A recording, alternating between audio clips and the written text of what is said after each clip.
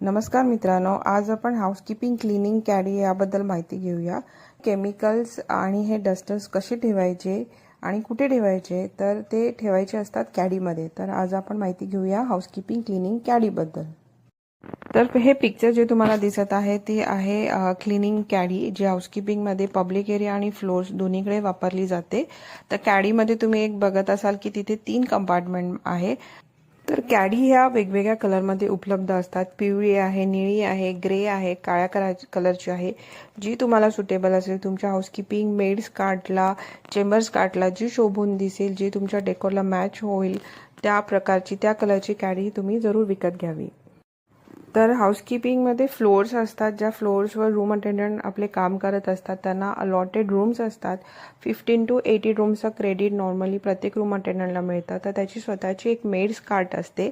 Maids कार्टचाही video आपल्या चॅनलवर उपलब्ध आहे, तो तुम्ही जरूर बघावा। तर मेड्स कार्टवर आपलं गार्बेज असतं आणि सॉइल लिनेन हॅम्पर असतं आणि गार्बेज हॅम्परच्या खाली थोडीशी स्पेस मोकळी ठेवलेली असते व्हील्सच्या वरती, तिथे तुम्ही ही कॅडी फिट करायची असते।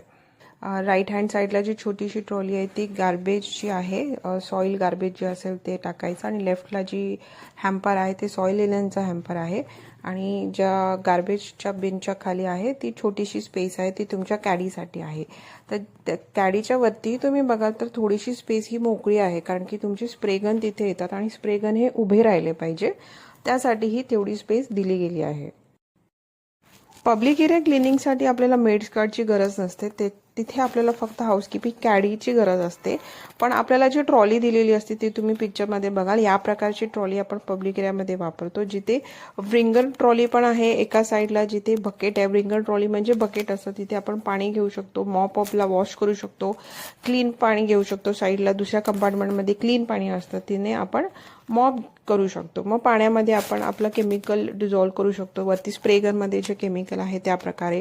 साईडला तुम्ही बघत असाल एक खूप मोठं येलो कलरचं हॅम्पर आहे, ते सॉइल गार्बेजचं हॅम्पर आहे, तिथे तुम्ही गार्बेज विकू शकता। अशा प्रकारच्या ट्रॉल्या आपण पब्लिक एरियामध्ये, जिथे खूप सारा फुटफॉल असतो, खूप सारे लोक येत जात असतात, तिथे वापरू शकतो।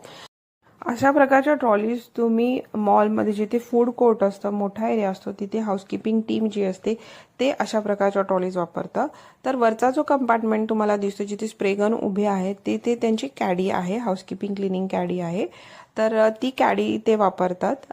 जर कॅडी नसेल वापरायची तर एक प्लेन अशी जागा दिलेली असते, जिथे तुम्ही तुमचे स्प्रेगन, तुमचे डस्टर्स वगैरे ठेवू शकतात। कार्ट आहे ते फ्लोअर अटेंडंटसाठी आहे। तर हाऊसकीपिंग क्लिनिंग कॅडीमध्ये आपण काय काय ठेवायचं ते आपण बघूया। त्याच्यामध्ये आपण केमिकल्स ठेवायचे, तर कोणते केमिकल्स ठेवायचे?